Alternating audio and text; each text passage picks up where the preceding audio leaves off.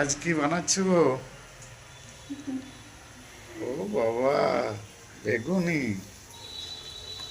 এ তো আমার পছন্দের খাবার। আর এটা কি করেছো?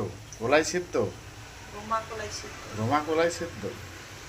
বাহ, রোমা কলাইটাও পছন্দের আমার। আর বেগুনিটাও পছন্দের। তো পাতলা আজকে তো পাতলা। মুড়ি খাবার বেশ জমে যাবে। হ্যাঁ, চলো। বন্ধুদেরকে শুভ সকাল বললে? না, শুভ সকাল জানাইনি। গুড মর্নিং বন্ধুরা। আশা করি যে যেখান থেকে এই ভিডিও দেখবেন ভালোই থাকবেন আপনারা। আপনাদের ওখানে ঠান্ডা কেমন?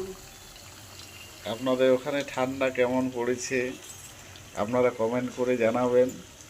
এখানে আমাদের বাঁকুড়াতেও ঠান্ডা বেশ ভালোই পড়েছে। মানে না এখন পড়েছে অত্যাধিক বেশি, না একেবারেই কম, মাঝারি টাইপের। বেশ ভালোই লাগছে, শীতটা উপভোগ করছি। আমাদের বাঁকুড়াতে তো বেশিরভাগ গ্রীষ্মকাল থাকে, গরম থাকে। তো তার হাত থেকে মুক্তি ঘটেছে সাময়িক। দেখা যাক কতদিন আমরা এই সুখ ভোগটা করতে পারি। আমার পর্ব শেষ হলো বেগনি করার। এবার বরমশাইয়ের পর্ব শুরু হয়েছে।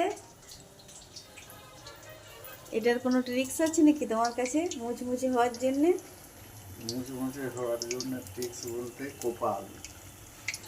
কখন যে কি হয়ে যাবে বলা মুশকিল। তবে হ্যাঁ, ওই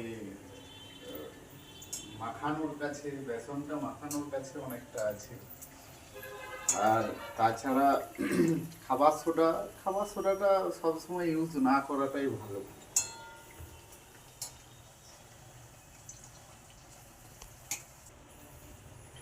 তবে বন্ধুরা, মুচমুচে হওয়ার জন্য এই যে গরম তেলটা, এই গরম তেলটাও অল্প দিয়ে দিতে পারেন বেসনের মধ্যে, তাহলে অনেকটা মুচমুচে হয়। আর এইদিকে দেখুন, আমার ছেলে চলে এসেছে বেগনি খাওয়ার জন্য। যে কখন হবে আর কখন আমার পুত্র খাওয়া দাওয়া শুরু করবে। পাত্র দাও এগুলো তুলবো। হয়েছে? হয়েছে। হুম।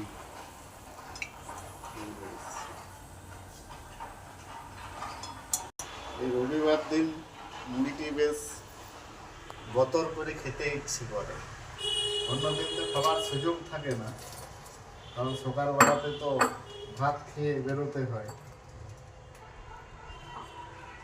তো রবিবারে বা হলিডেতে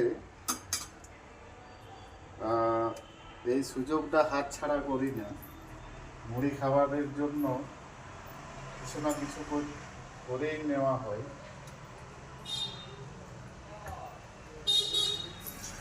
মুড়ি ছাড়া বাঁচা যাবে না, তুমি ছাড়া বাঁচবো, কিন্তু মুড়ি ছাড়া বাঁচা যাবে না। তাহলে আমি চলে যাচ্ছি বাপের বাড়ি, হুম। তুমি থাকো মুড়ি নিয়ে। তুমি মুড়ি নিয়ে আর বেগনি নিয়ে আর বাঁকুড়া জেলা দিয়ে থাকো। আমি চললাম বাপের বাড়ি। মুড়ির জন্য আজকে থামনেল কি দেবো বলো তো? মুড়ির জন্য আমার বর আমাকে বাপের বাড়ি পাঠিয়ে দিল।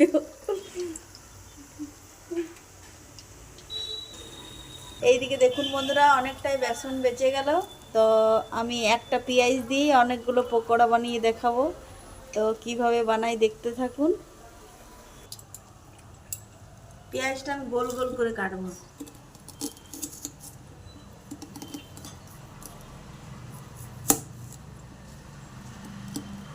এই ধরে ধরে পালিয়ে যাচ্ছে। এই তো গোল গোল করে কাটলাম। এবার এবার আমি এই গোল গোলগুলো ছাড়িয়ে নিব। রিং রিং পেঁয়াজ পকোড়া করবো আজকে।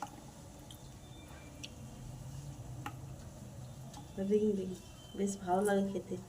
একটা পেঁয়াজই অনেকগুলো পকোড়া হয়ে যাবে।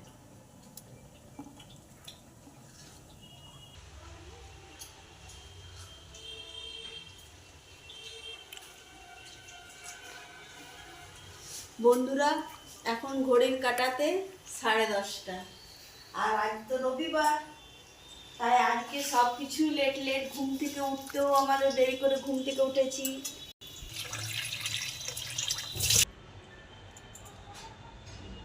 এবার বানানো হচ্ছে পেঁয়াজ পকোড়া, রিং পকোড়া, পেঁয়াজের রিং পকোড়া। চোখে জল চলে আসছে পেঁয়াজের দাম দেখে। তাই কিভাবে একটু পেঁয়াজ দিয়ে আমি অনেকগুলো পকোড়া বানাতে পারি, সেইটাই এটা টিপস। বেশি তো পেঁয়াজ ইউজ করা যাবে না।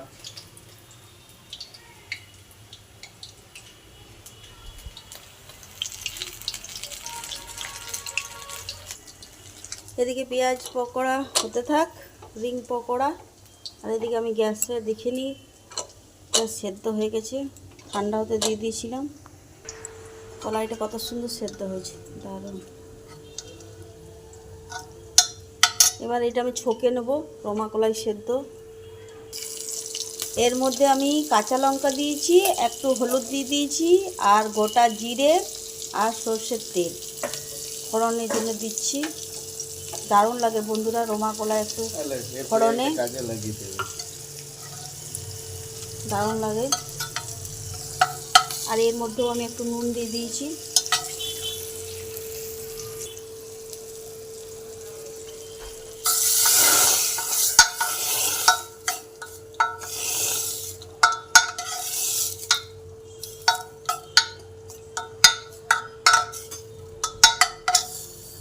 হয়ে গেছে কলাই সেদ্ধ, ঢাকা দিয়ে দিই।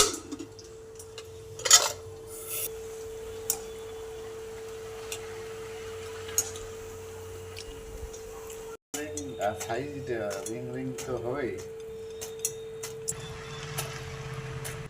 এইদিকে মুড়ি খাওয়া শুরু করে দিয়েছে।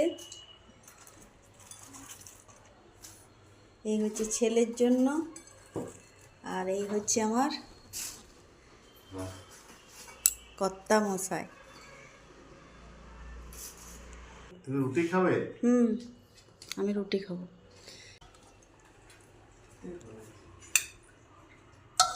নেওয়ারও কত কায়দা।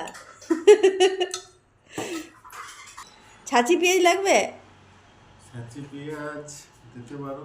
দাঁড়াও দিচ্ছি। এই হচ্ছে ছাঁচি পেঁয়াজ। পেঁয়াজ, ছাঁচি পেঁয়াজ এই শীতকালে খেতে এত সুন্দর লাগে, সবসময় খেতে ভালো লাগে।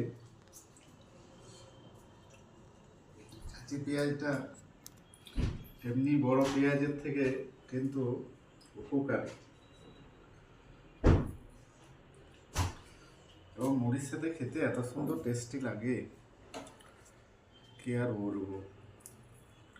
যার ফলে এত দাম এখনো বাঁকুড়া মার্কেটে, মানে 100 টাকা কিলো। তার সত্ত্বেও কিন্তু আনছি ওর স্বাদের জন্য। আমার স্বাদ আর তোমার স্বাদ নয়। মুড়ির সাথে। তো চলুন বন্ধুরা, এবার খাওয়া দাওয়াটা করে নিই।